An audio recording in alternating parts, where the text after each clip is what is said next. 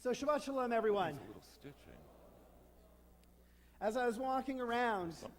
Lori, my wife, said to me, "We lost your sound during the charge at some point in time." I'm really sorry about that because the charge is going to be so much better than the drosh. But if you should lose sound, just tell me. You're not shy folks, I know. You tell me so many things. Thank you. So, it has been said that a cliche is something that we have learned that is true, but that has been said over and over and over again, such that we know it and yet we no longer pay attention to it whatsoever. And in doing so, we lose the truth, we lose the lesson behind that cliche. This morning, what I'd like to do is I'd like to take one of those classic Jewish cliches. I'd like to spend some time looking at it, unpacking it, to get a sense of what it means, to then share with all of you where we see this cliche, this truth laid out so perfectly in our Torah reading, and how the truth behind this cliche can lead us to be better people in our lives, can lead us to be kinder to the people around us, can enable us to be more thoughtful, more caring, more giving, and more loving. This is the cliche. We find it in Pirkei Avot, which arguably some have said is a collection of cliches. We find it in Pirkei Avot in the Ethics of Our Fathers, a rabbinic text going back 2,000 years, and it says the following: Ezehu chacham, who is wise? And what is the response? Oh, I like that one. God is wise. All right, Dill. And he who listens to the rabbi is wise too. I like that as well. But the answer that's actually given is Hamilamed Mikol Adam, the one who learns from everybody. This is a cliche within Jewish life. This text gets quoted over and over again. And yet as one looks at some of the commentaries as they've unfolded in time, one realizes that the truth behind the cliche gets lost because we get drawn into a quantitative analysis of this particular phrase. Ezehu chacham, who is wise, the one who learns from everybody, might lead us to think that if we really want to be wise people, if we really want to walk down that path by which we could actually be considered wise and insightful and knowledgeable, that you have to go out and learn from everybody. Learn what everybody has to say. Take in what every single person teaches you. Take in what every single book says. Take in what every religious and philosophical tradition says. You might think it means that you happen to be open to all the knowledge that's out there in the world. Ezehu chacham, the one who learns from everybody. And you and I would be wrong for thinking this way. And we'd be wrong because it says, Ezehu chacham, who is wise. Not Ezehu yodea et hakol. Not who knows everything. This is not a statement about how much we can learn, how much information we can pack into our head. Because quite frankly, if it was Ezehu yodea et hakol, who knows everything, then the truth is, we'd all need to become Google. Because Google knows everything. But Google isn't wise. To be wise is not a quantitative experience. It's a qualitative experience. Ezehu chacham, the one who is wise, is not the one who just learns the information from everybody. Ezehu chacham is the one who is open to learn from everybody. The wisdom comes not in what is said, but in the person being open to hearing the other. The person who is willing to look at the other as a teacher. To be able to look at everyone, every single person one comes across, as someone who can teach you. That's what makes you wise. It doesn't matter what they say. What matters is one's openness to hearing the other. Because in being open to learn from them as if every single person could be your teacher, leads one to be respectful, leads one to pay attention, leads one to focus, and leads one to see the other as being so worthy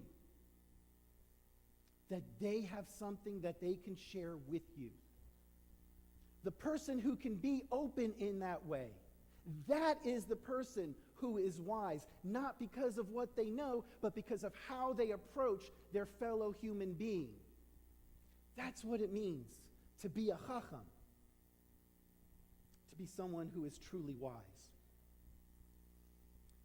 And therefore, in order to be wise, the ultimate quality that one must foster within oneself, that one must learn, that is the sign of true wisdom, is anava, is humility.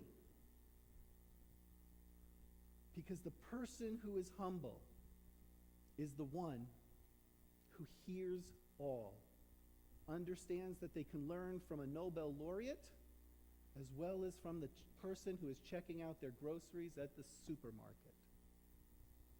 And that's why we read in Proverbs in chapter 11, Etatznuim chachma, those who are modest, they are the ones who are wise. And we see in this week's Torah portion a perfect example of someone who models this wisdom for us. I know it was a craze a couple of years ago that Christians would go around with these bracelets. What would Jesus do? Well, if I could create one of those bracelets, I would have, what would Moses do? And I'd have everyone look at chapter 18 that we read as part of this week's Torah reading. Because in this week's Torah reading, we come to understand exactly why it is that Moses is described in the Torah as ish anav, as a humble person. And let's be clear when we talk about humility. We're not talking about being a doormat. Humility is not humiliation. And one can just read the Torah and read that Moses does not let anybody walk over him. Humility is that ability to be open to all people and to be able to learn from them and take in what they say, and in that process of being so open, becoming wise. And where do we see it in chapter 18? In the following manner. Chapter 19, we read about the preparation that the Israelites go through in order to receive Torah. Chapter 20, we read about the giving of the Torah itself, the Ten Commandments. What happens in chapter 18? In chapter 18, Moses' father-in-law, Yitro, after whom the parsha is named, Moses' father-in-law, a Midianite priest, brings Moses' wife and sons to him in the wilderness.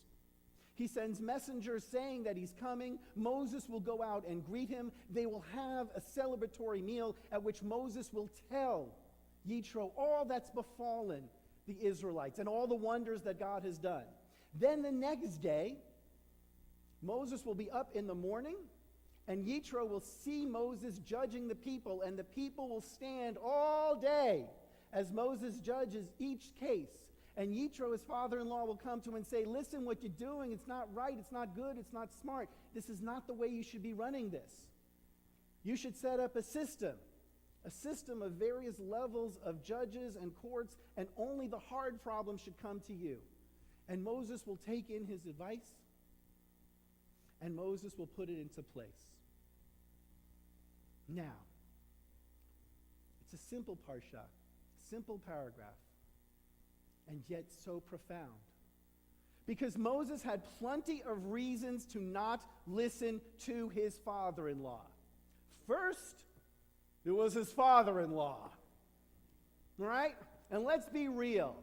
The hardest people sometimes to listen to are your family, and sometimes even harder, your in-laws. Moses could have been threatened by his father-in-law. Here he is trying to be a leader of the people, and his father-in-law comes along and says, hey, Moses, you can do this better. But he chose not to be threatened by his father-in-law. He could have chosen to be biased against his father-in-law. His father-in-law, after all, was the high priest in another religion. How many times do we say, hey, you know something? I think we can learn something from those Catholics. I think those Muslims really have something to teach us. No. We tend to be biased against other religious traditions and other disciplines and other ways of learning things. And Moses could have as well, but he chose not to be. He overcame whatever bias he may have had. And Moses could have rejected Yitro's advice simply because Yitro was not an Israelite. And here you've got to remember, and it's part of the brilliance of the Torah, by juxtaposing chapter 18 with what comes before. Because what comes before at the end of chapter 17 are the Amalekites. Who are the Amalekites? A non-Israelite tribe that attacked the Israelites on their way out. Not only did they attack the Israelites, but who did they attack? They attacked the rear guard. They attacked the weakest part. They attacked the women. They attacked the children. They attacked the elderly. They attacked the infirm. If anything could have built up a dislike towards non-Israelites, that was it.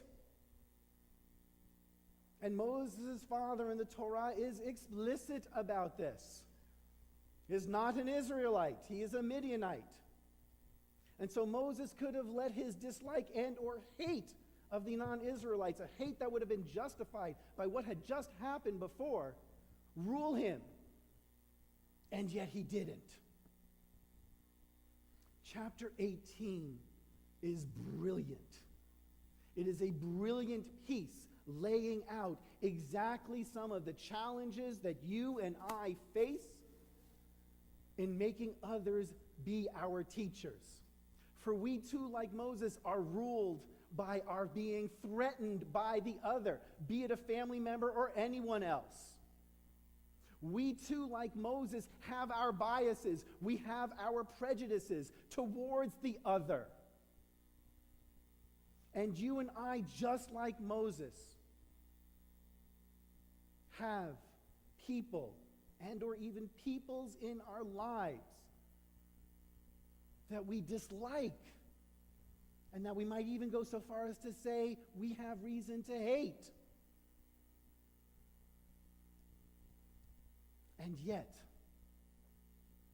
in order to be wise, in order to inculcate within our sense of self what it is to be humble, we need to learn from all people. Because as I said before, in the process of doing this, the process, not the product, the process of doing it, we open our hearts to those around us. We see the fullness of who they are. We give them the respect they deserve. We give them the love that they deserve. We walk down the path of becoming wiser people because of that respect and because of that love. You want to know how to be a better person in this world? Want to know how to be a better husband, wife? Want to know how to be a better sibling, child,